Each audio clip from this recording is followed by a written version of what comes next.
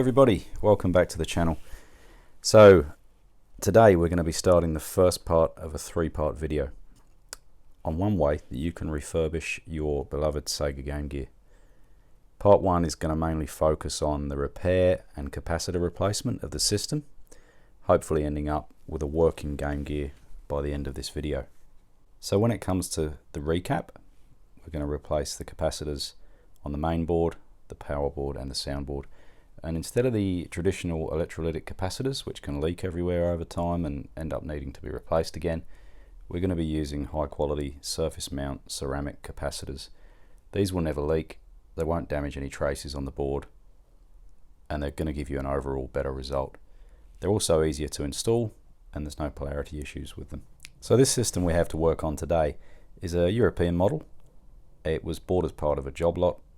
As you can see, the power switch is missing, or the plastic part of the power switch is missing, indicating to me that someone's been in here before, possibly doing some repairs or possibly trying to find out what's wrong with the system. There's also a fair amount of corrosion on one of the battery terminals. We are, however, going to pop a game in and some batteries and see if we get any results at all, any form of life, and then we'll get started. So we've popped in 6 fresh AA batteries and one of the best Sega Game Gear games ever. And as you can see, we're getting a red power light on the indicator. We're getting some lines come up on the screen, one when playing with the contrast wheel, but that's about it. There's no sound, there's no video. It's looking like classic symptoms of a Game Gear system that needs a full set of capacitors. So we'll quickly speed through removing the 6 Phillips screws from the back of the system and the game bit screw from the cartridge slot. We'll get this Game Gear open and see what we've got to work with.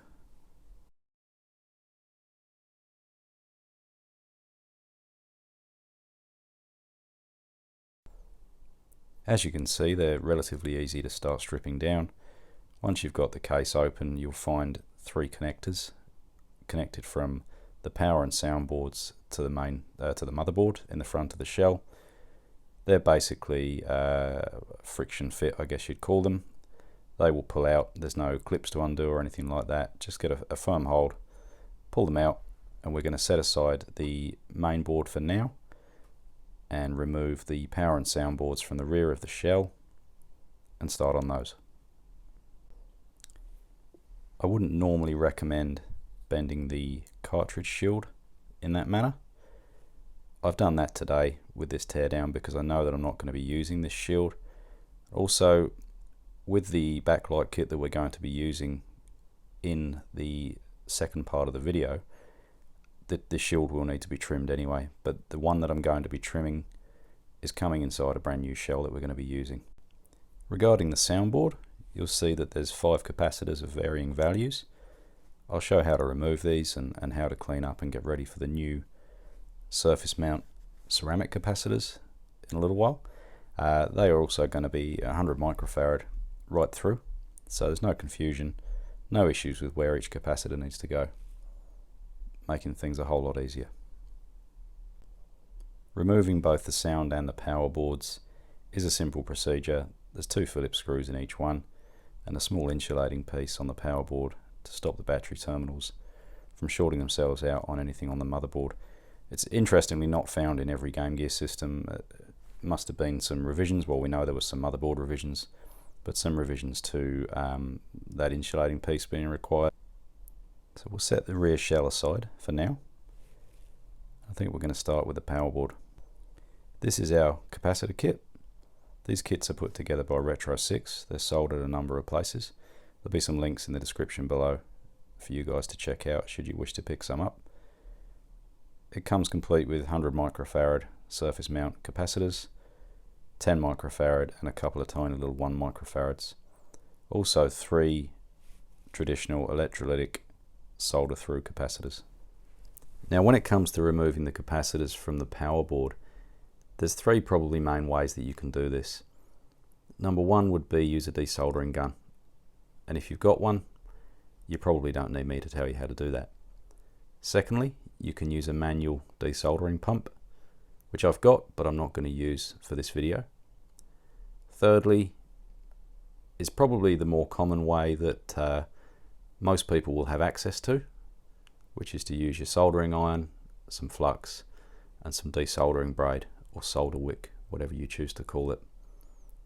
So what we'll do is apply some flux to the rear of the legs that we're going to be desoldering. Work around them with a soldering iron.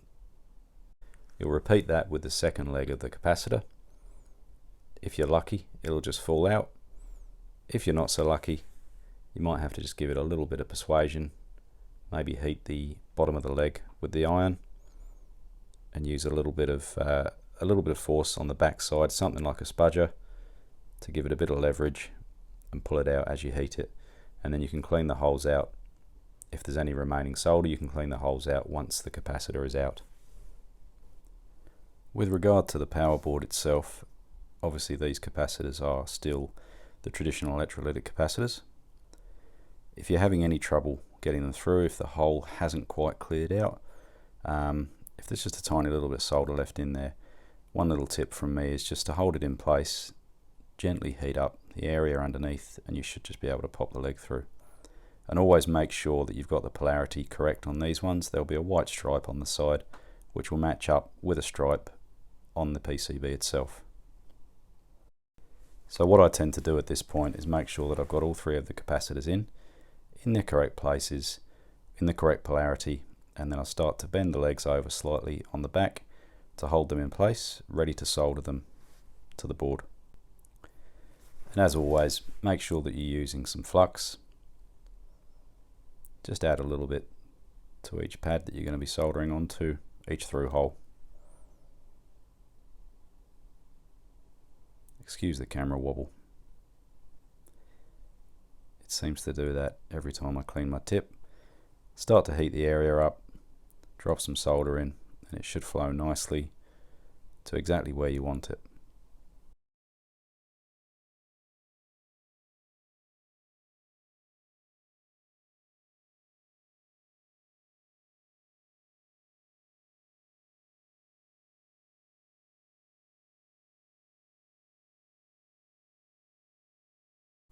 Once all the legs are done, you can trim them down and give the board a clean up, and then we're done with the power board.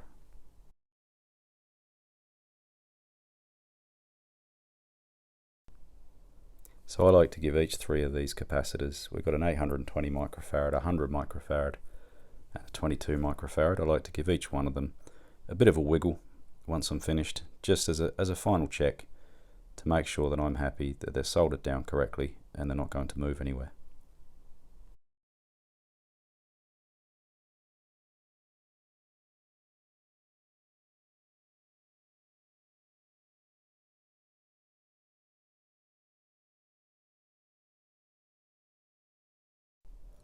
Now onto the soundboard.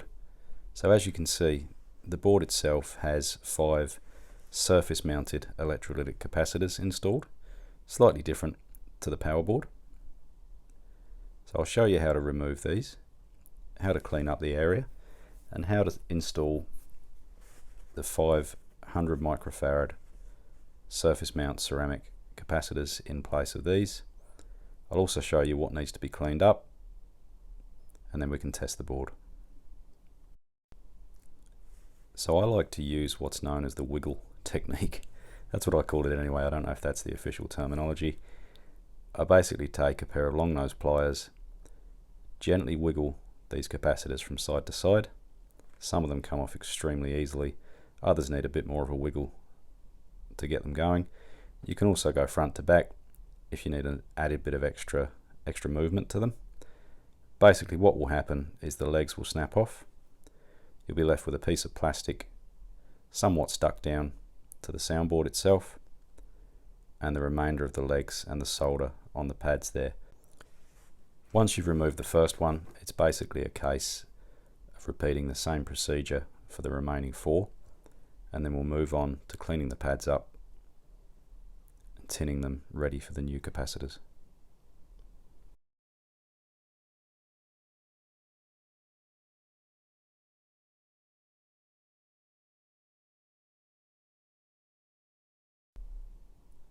As you can see, capacitor C5, underneath that one there's quite a bit of residue left over from the previous capacitor that was there that I've just removed.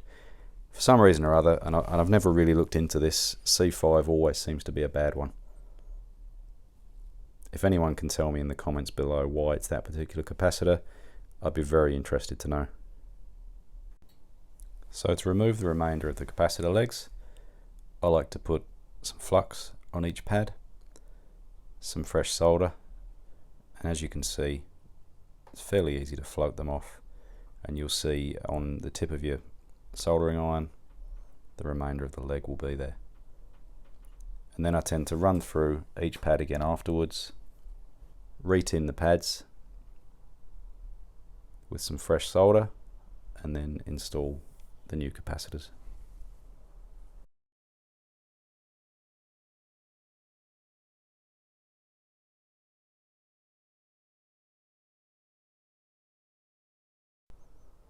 While I'm doing this, I tend to give the whole board a bit of a clean.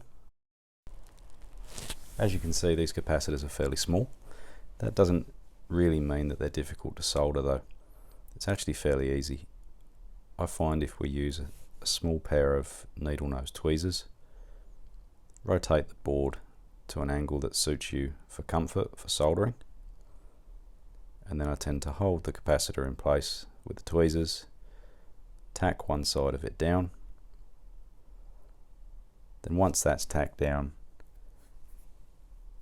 I'll solder down the other side of the capacitor, add a little bit more solder to each side if needed, inspect the install and make sure that it's all good. Again, make sure you use some flux.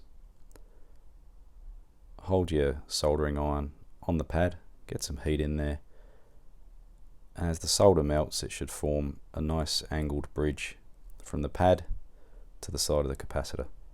It'll give you a nice looking finish and a fantastic solid connection. So we'll show the install of one or two of these capacitors, and then we'll fast forward through, because basically once you've done one, the rest are exactly the same. And this is going to be the same style of install on the main board as well. Slightly different removal of the existing capacitors, but we'll run through that shortly.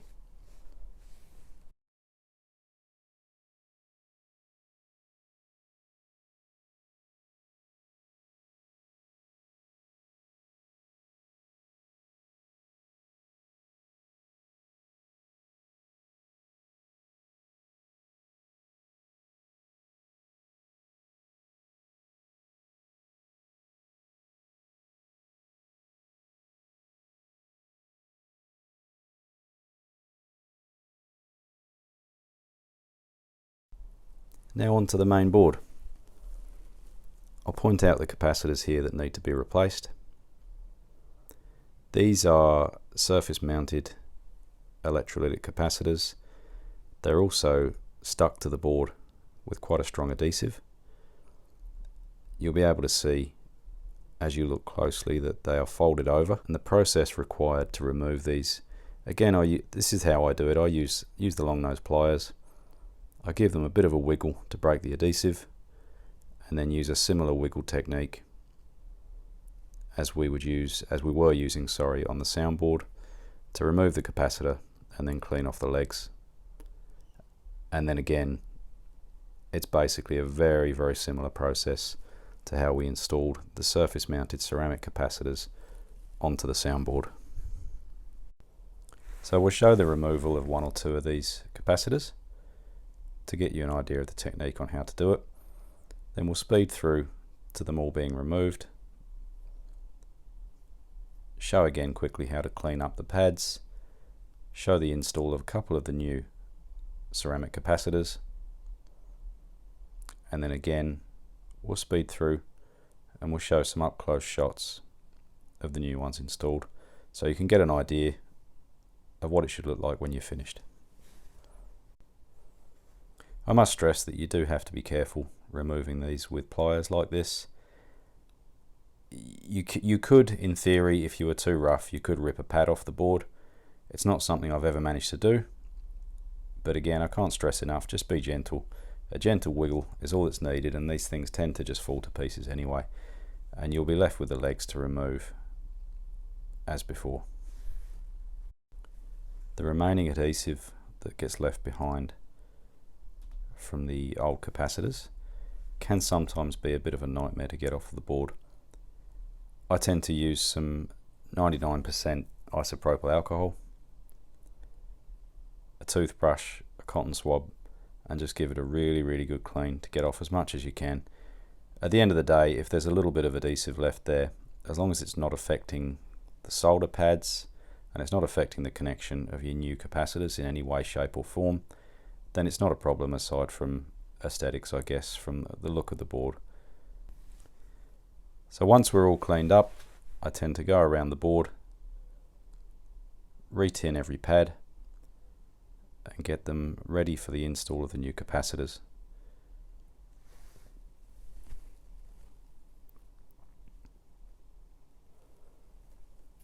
If this is your first time performing a recap on a Game Gear like this, I'd probably recommend doing them one at a time. So remove one, clean it up, install the new one, and then move on.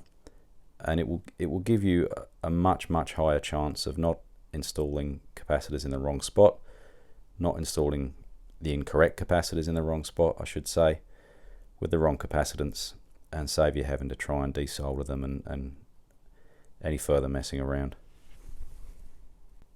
Once again, the install of the new capacitors is almost exactly the same as the soundboard that we've already done. Rotate your PCB to try and find a comfortable spot for yourself to get your iron in. Make sure that you've already pre-tinned the pads. You should then be able to tack one side down, tack the other side down, and add more solder as required. You will need to take great care in not damaging any of the other existing components with your soldering iron. Also try not to heat the pads for too long, just in case. For reference, my iron is set to 350 degrees C. Some people use their irons a bit cooler than that. This is the temperature that I'm used to and the temperature that I'm comfortable soldering with. Results will vary for the individual person out there based on your level of skill, your equipment you're using, and your confidence, I guess. I should also point out that this is a 1 ASIC board, meaning that there's only one ASIC chip in the bottom left corner.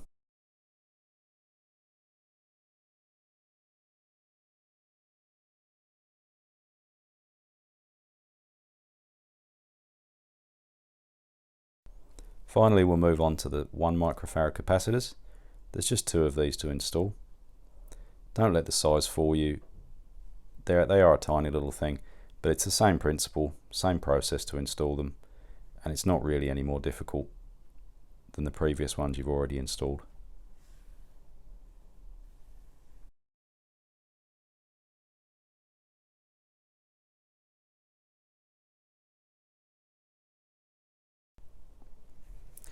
And that's it. This Game Gear recap is now complete. We can put the console back together, put the power and soundboards back in, button it all up, give it a try, and see what we've ended up with. One important thing to note again is to be sure to clean off all the old flux. Going to go back to our friend the isopropyl alcohol, cotton swabs, a toothbrush, whatever works best for you. And I should also mention that I decided to recap this particular main board while it was inside the shell. That was my choice to do that. I'm not necessarily recommending you do that. I've done so because I know that I'm not going to be using this shell, and I wasn't too bothered either way if I happen to damage it with a soldering iron. It obviously gives you a lot more room for movement if you take the board out of the shell before you start work.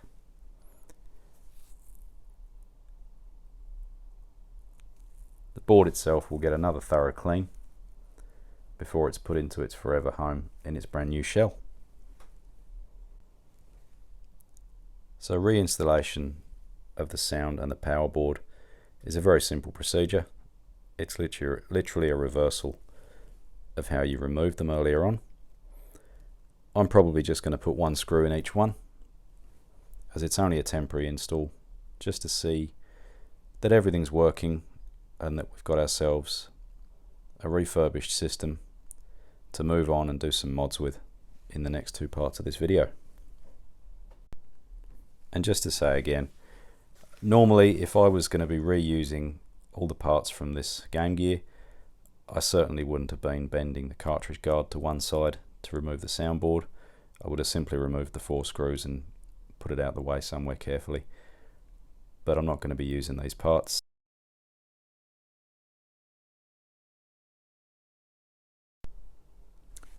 And to put your Game Gear back together, again it's a simple case of reversing the procedure you used to take it apart earlier.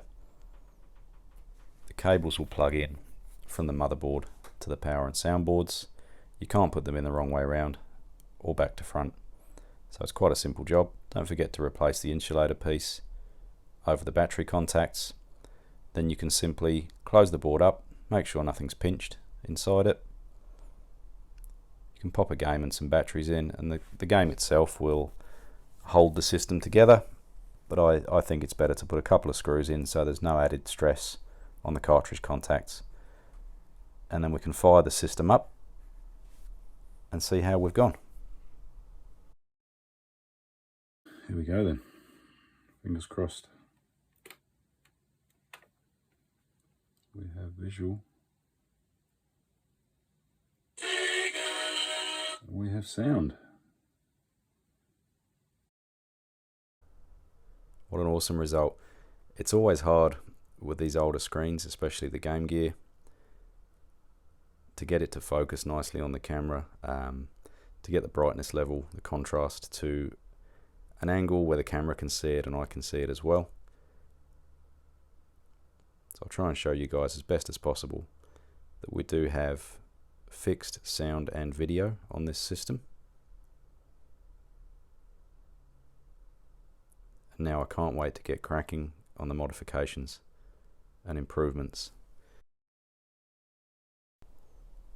So overall, I'd call that a fantastic result. We have a working Game Gear system. I really can't recommend these surface mount capacitor kits enough. The fact that they won't leak and how easy the install is and how less time consuming it is as well, for me is just, it's ideal. It really is ideal. Thank you all for sticking around. I really hope you've enjoyed part 1 of our 3-part video guide. Please hit that like button and consider subscribing. There'll be plenty more content like this coming in the next few months. Got a lot of things planned and I'm looking forward to recording the videos. I'll see you all for part 2. Take it easy.